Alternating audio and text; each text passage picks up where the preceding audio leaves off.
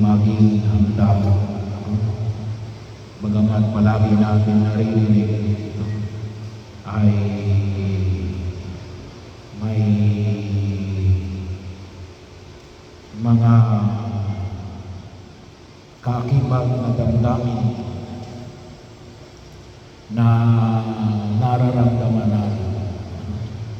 Hindi ho para dakutin tayo, pero bahagi ho na kung saan ay makita natin na buhay natin sa daigdig na ito ay nabibilang. Sabi ako minsan, nakita na ay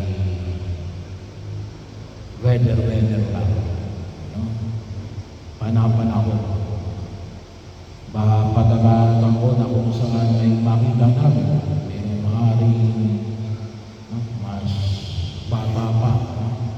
Kanina ako pagkatapos ng second mass, meron din ako business up.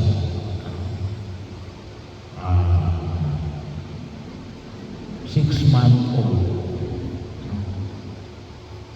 Kalalabas pa lamang sa tiyan ng nanay niya ay binawian na ng buhay.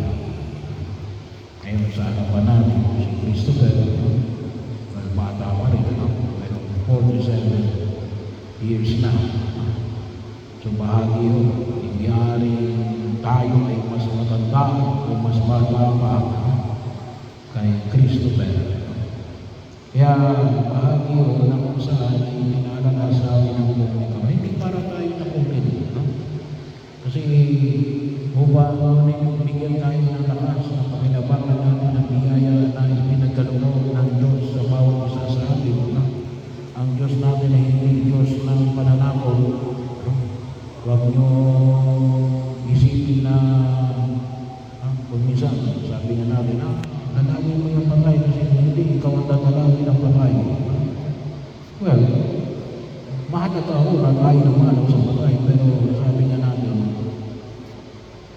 not out of fear, hindi gawa ng takot at pananakot. At ang Diyos din natin ay hindi nananakot. Nagpapahayag ng isang katotohanan na ang buhay natin sa daigdig na ito ay nabibilang. Hindi ito ang ating hanggan. Kaya yung panyaya na ibinahagi sa atin sa Ebanghelyo, maging handa tayo. Maging handa tayo. Paano natin kaya handa? Well, sabi nga, kung isa sa mga may kabaho ka na ba? Mayroon ka na ba lote na pagbabakuran mo kapag ikaw ay namatay? Well, bahagi siguro ng material na paghahanda. Pero hindi sila tayo, yung ating sarili ang ihanda natin. At huwag natin kalimutan na ang ating pananampalataya, isang pananampalataya na hindi lamang tayo tinatanggap, tayo ay ginagabayan habang tayo nabubuhay sa daigdig na ito. Yan po yung trabaho ng mga sakramento. Sana po ay mapahalagahan namin na nagsimula sa sakramento ng binyag. Kanina rin, may binibigyan din tayo kanina. May kinungkilan din. Isa umiyaya na binibigay ng kumpil, tamang pagpapasya. Hiningin din natin ng biyaya ng Diyos at tayong kabayan na ang Espiritu Santo sa mga desisyon sa pagkilos natin sa daigdig na ito. Yung pakinabangan din natin yung sakramento ng kumpisal. Kung tayo ay nagkasala, kung may kasalanan madali, mag-umpisal ka agad. Paano? Kung sabi nga niya, may wala na akong kasalanan. Kahit na wala akong naisip ng kasalanan, ako tutusin naman ay imposible. Kasalanan din yung magmura, mag-aali. Hindi nga lang malaki. Pero yun ay kumpisal natin at least once a year. Kasi bahagi yun na makita natin, sabi na natin, kahit anong oras na tayo ay tawagin ng Diyos, masabi na tama na yung panahon na ilalagay sa daigdig na ito. At least, kumpante tayo kasi bakit? Tayo ay regular na isang kahit man lamang sa loob ng isang taon. Kung wala tayong kasalanang malaki. Kung mayroon, ay di mag-umpisa agad. Banal na kuman yun. Bahagi yun, pagkilala yun, makikisa natin kay Jesus.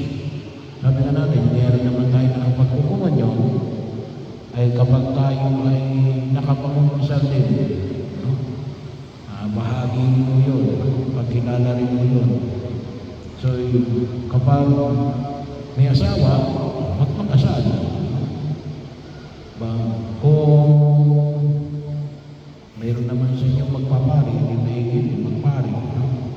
At yung pagkapain ng banal na sa mga may sakit.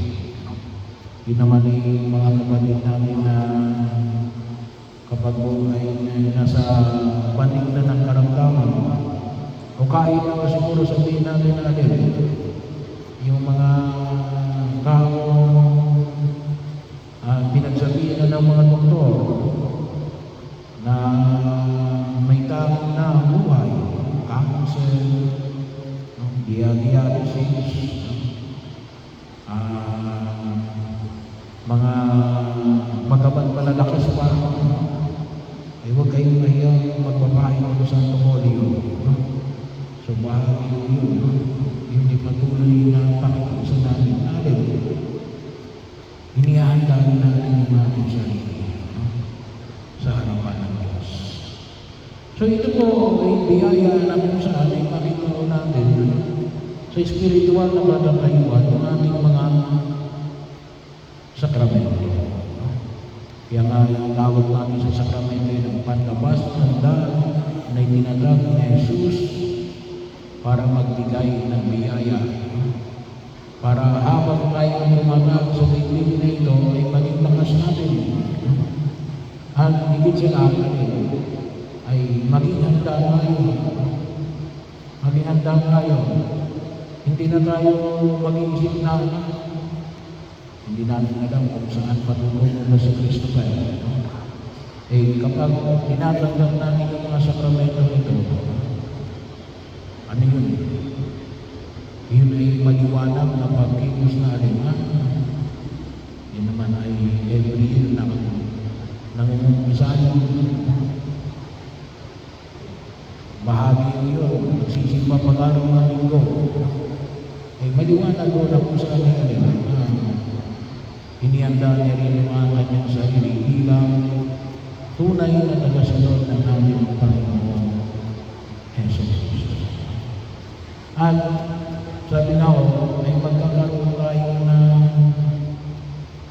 katatagan ng kalooban. Na masabi natin na napagkat hindi natin sa akin kung kailan tayo mamamatay, kung paano tayo mamamatay.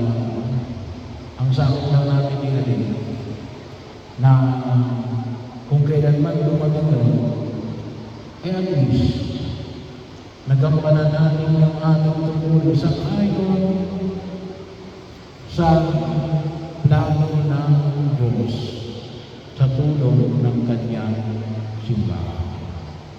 At kung sakali man nagkulang si Christopher, inilulunod pa rin natin ngayon sa harapan ng mga kapatid na siya ay kanyang pahabagan.